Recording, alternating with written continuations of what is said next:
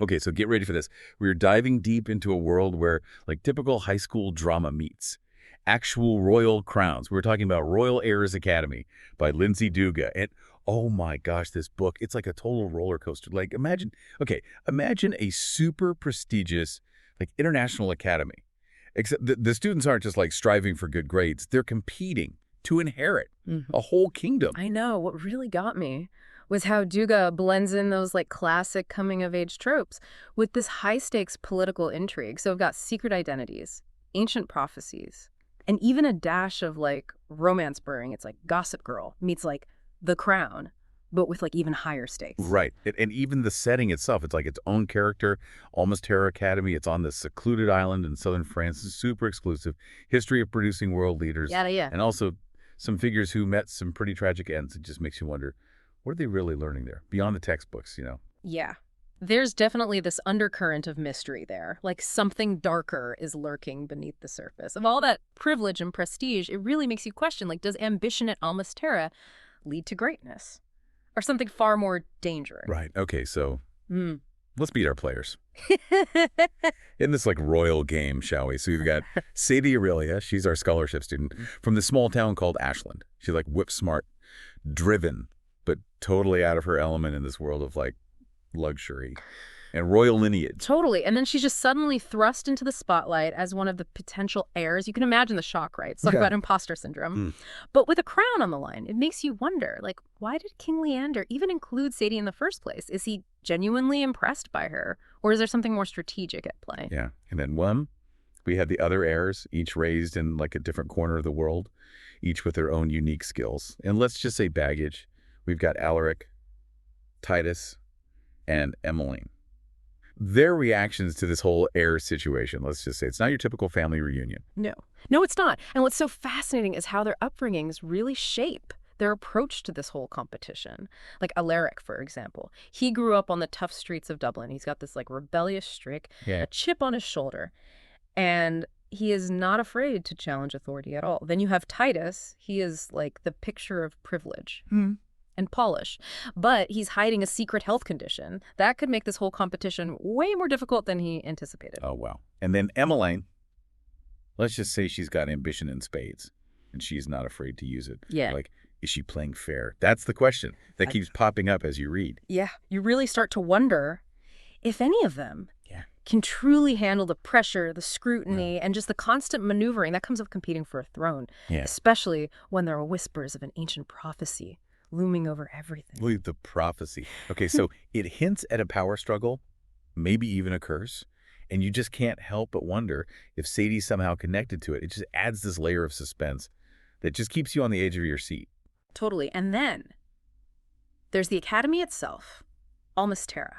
It's not just a school. It's practically its own society. With this rigid social hierarchy, you've got the elites at the top, the C-suites, like children of CEOs and diplomats, and then the scholars at the bottom, like Sadie. You can just imagine the tension, the rivalries, and the power plays that unfold within those walls. Right. It makes you question, who's really pulling the strings at Almus Terra? Is it the headmistress, King Leander himself, or are there even darker forces at play? Because something tells me this competition is about way more than just academics and good deeds. Oh, for sure.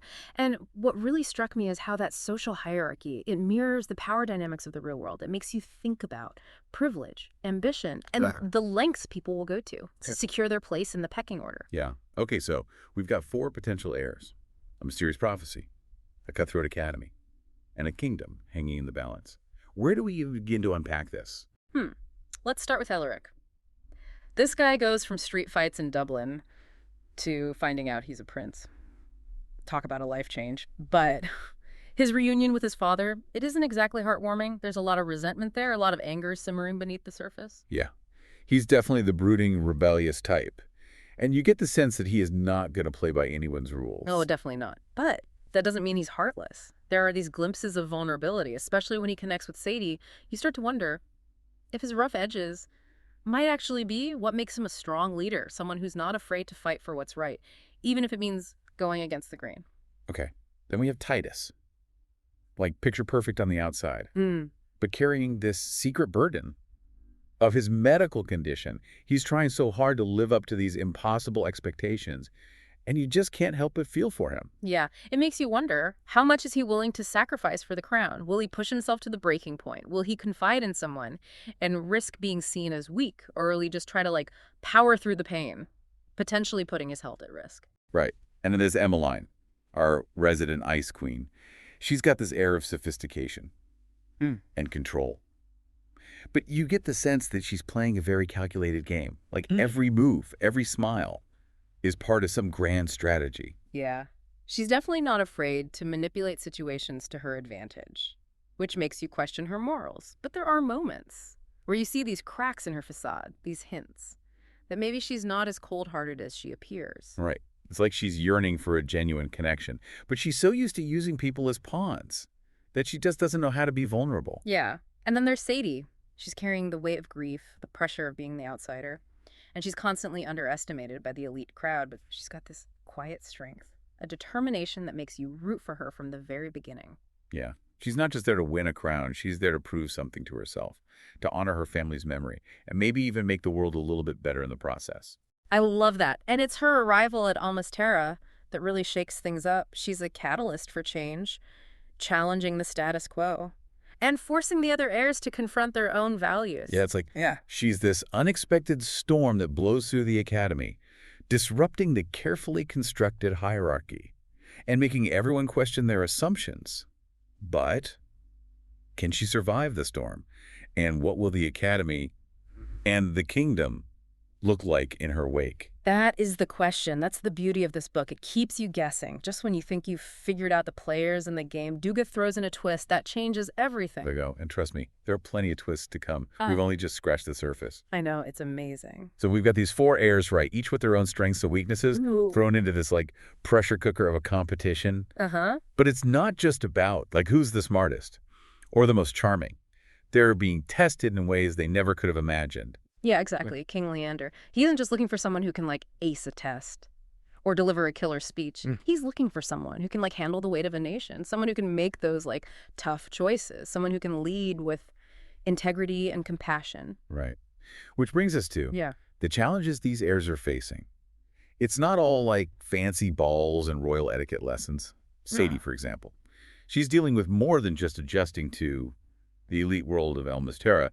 She's facing prejudice from some of the other students. Those who see her as nothing more than a scholarship kid who doesn't belong. Right, and it's not just like snide comments and icy stares. She's dealing with like outright sabotage, like someone's trying to frame her for cheating. It makes you wonder if some of the other heirs see her as a threat and are trying to take her down before she even has a chance to compete. Yeah, it's like there's this undercurrent of suspicion and distrust swirling around her. And on top of all that, she's still grieving the loss of her family, trying to find her place in this new world while carrying that heartache with her. Yeah, it's heartbreaking to see, but it also shows her strength and resilience. Like, she's not giving up. She's not letting the pressure break her. She's determined to prove herself, not just for the crown, but for herself. Yeah. Then there's Titus. We talked about his hidden health condition. Yeah. Rheumatoid arthritis. It's not something that he can just ignore or push aside. It's a constant source of pain. And it limits what he can do physically. Yeah, you see him struggling with simple things, like walking upstairs. Yeah. Or even holding a pen for too long. And he's terrified of anyone finding out, especially his grandfather. He sees it as a weakness, something that could disqualify him from the competition. Right, so he's hiding it, trying to appear strong and capable, while secretly dealing with this debilitating condition. It makes you wonder, how long can he keep up the facade? And how will it affect his relationships with the other heirs? Will he push away those who try to get close? Isolating himself out of fear and pride. Yeah, those are all good questions. And then there's Alaric. He's got a completely different set of challenges.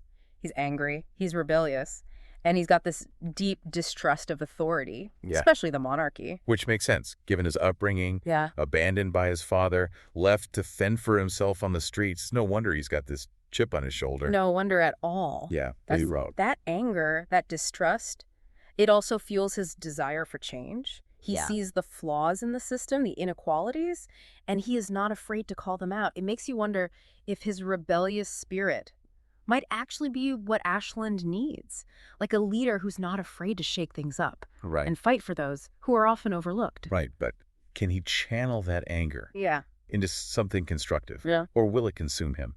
leading him down a path of self-destruction? That's the question that hangs over him throughout the book. Totally. And then we have Emmeline. She's the master manipulator, always calculating her next move, always looking for an advantage. She's driven by ambition, a desire to prove herself, to win her parents' approval.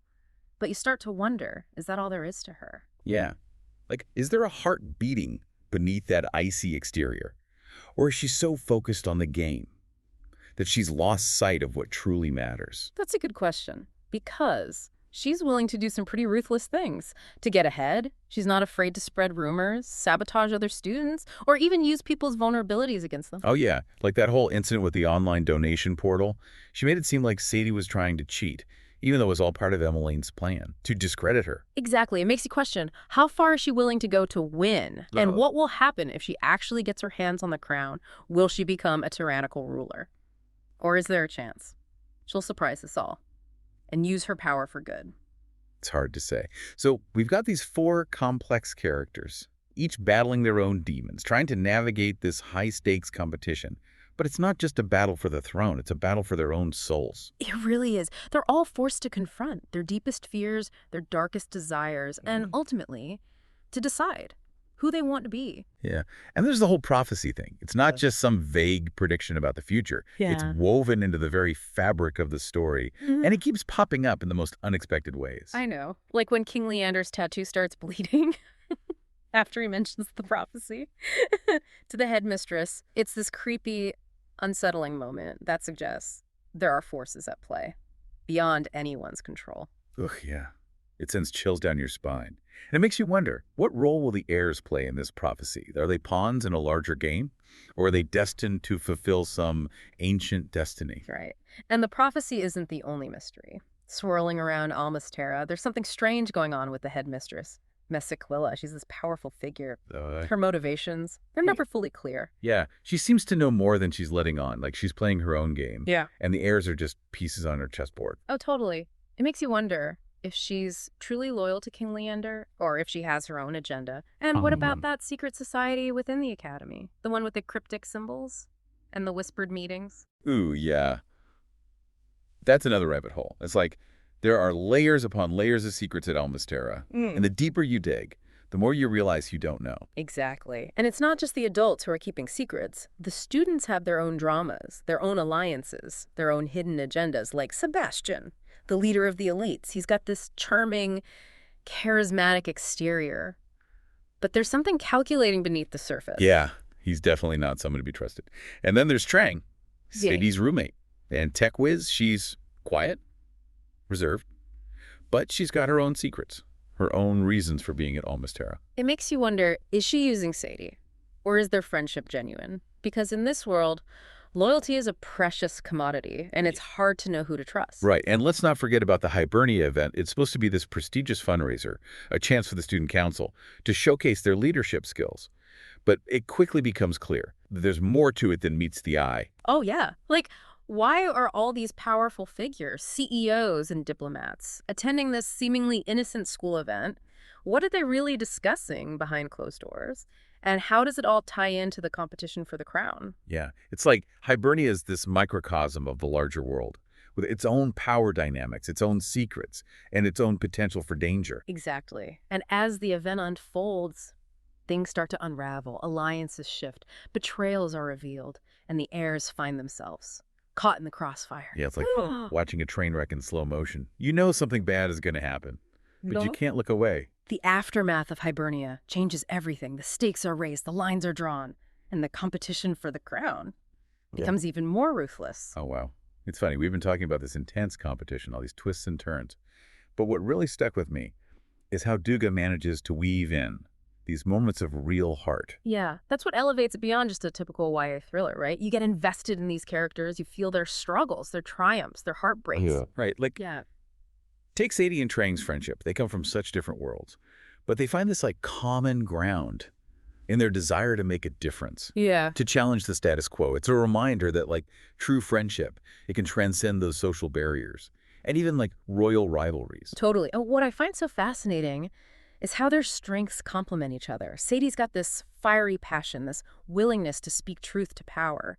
And Trang, on the other hand, she's more reserved, but she's got this incredible intellect and these tech skills that become crucial as the story unfolds. Right. They make a pretty awesome team. It makes you wonder if true strength comes from embracing those differences, from finding allies who challenge and support you in equal measure. Yeah, for sure. And it's not just about the friendships, the romantic relationships. They also play a significant role in shaping these characters' journeys. We talked about the sparks between Sadie and Alaric, the way they push each other's buttons, but also seem to bring out the best in each other. Right. I love how their relationship isn't just about like physical attraction.